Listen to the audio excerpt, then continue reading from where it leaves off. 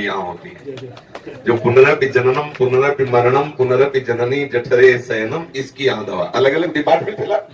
ये भवरोग की अचूक औषधि का औषधालय है। अब जब इतने हाई डोज में अगर वो ठीक हो जाए तो कोई बड़ी बात थोड़ी है, क्योंकि पाप से ही रोग होते हैं। कोई भी रोग होता है अपराध से होता है, पाप से होता है। और जब हम भगवत शरणागत होते हैं, भजन करते हैं, भगवत नामामृत लीलामृत चरणामृत का पान करते हैं, तो अकाल मृत्यु हरणम सर्वव्याधि विनाशनम विष्णुपादोदकम पीत्वा पुनर्जन्म न विद्यते। पर हम इस शरीर को ठीक करने की लालसा दवाइयों से ही रखें और मन को ठीक करने की लालसा प्रभु से रखें, तन स्वाभाविक ठीक हो जाए, वो अलग की बात। अगर हमारा मन ठीक हो गया तो जन्म जन्मांतर की जो भटकन थी वो हमारी सुधर जाएगी।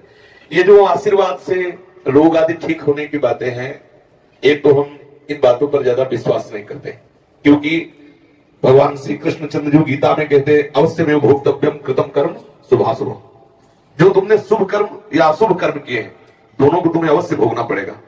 अगर बचना चाहते हो शुभ अशुभ के भोग से, तो भगवान कहते हैं सन्मुख हो जीव मोहि जमहि जन्म कोटि अघनाश हो, तो भगवान के शरण में हो जाओ। अब अगर वो उचित समझेंगे, देखो इतना तो निश्चित समझ लो कि आपकी आयु निश्चित है, उसमें ना तो राई बढ़ सकती है और तिल घट सकती है। जो विधना ने लिख दिया छठी राव के अंक, राई घटे न तिल बढ़े रहुरे जीव निसंग, ये बात समझ आ गई।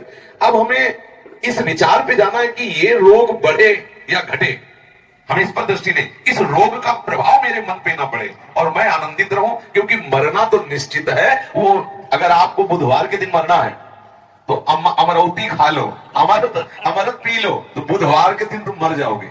अगर नहीं मरना है तो हमें डॉक्टर ने कहा था 5 वर्ष में मर जाओगे, 15 साल हो गए तुम्हारे सामने बैठे हैं। अब डॉक्टर है कि नहीं वो पता नहीं, लेकिन हम आपके सामने बैठे हैं।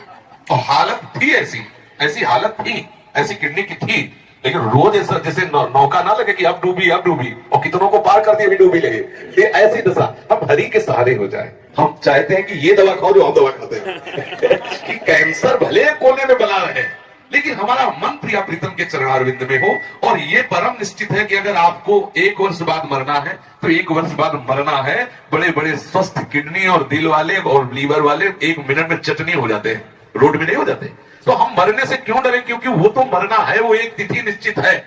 अब हम इसमें वो कार्य कर लें जो किसी और जन्मों में नहीं हुआ, जो और किसी कार्यों से लाभ नहीं मिलता, वो है भजन। अगर हम भजन करने लगे तो क्या नहीं हो सकता, भजन से क्या नहीं हो। एक कैंसर की बात, पूरे विश्व का कैंसर नष्ट हो सकता है। पर अगर हम इसी शरीर को केवल स्वस्थ रखने की बात सोचें, एक अमूल्य धन हमारे पास नाम आया और उस नाम से हम एक शरीर का कैंसर मिटा दिया, तो क्या होगा? और विषय भोगेंगे और अपराध करेंगे, फिर नरक जाएंगे। हम मन का कैंसर क्यों न ठीक कर ले, मन हमारा भजन में उन्मत्त हो जाए, जन्म जन्म की बिगड़ी बात बन गई। इस पर हम ज्यादा जोर देते हैं। और क्या है, वो छूछा वाली बात तो हमें आती नहीं कि ले भस्म जाओ लगाओ और बात बन जाएगी, ऐसी बनने वाली है नहीं हमारी समझ में। क्योंकि अवश्य में भोक्तव्यम कृतम कर्म शुभाशुभम, यदि शरण में हो जाओ और भजन करने लगो तो ये जरूर विश्वास है कि रोग भले खत्म ना हो, लेकिन रोग का अनुभव नहीं होने देंगे ठाकुर जी। और अगला तुम्हें ऐसा जन्म भी देंगे कि बढ़िया से जन्म देंगे और खूब सुंदर भजन करते हुए भगवत प्राप्ति हो जाएगी। तो ये जो साधक होता है वो परिणाम की तरफ दृष्टि रखता है, जो विषयी होता है वो तत्काल पर वर्तमान पर दृष्टि रखता है कि आज रोग नष्ट हो यार, कल किसने देखा। साधक सोचता है आज रोग बना रहे, लेकिन कल हम स्वस्थ होकर उस सच्चिदानंद रस में पहुंचे जहां अन्य साधनों से नहीं पहुंचा जाता। इसलिए ऐसी बात। राधे राधे भक्तों, अगर आपको यह जानकारी अच्छी लगी हो तो प्लीज़ हमारे चैनल को सब्सक्राइब करिए।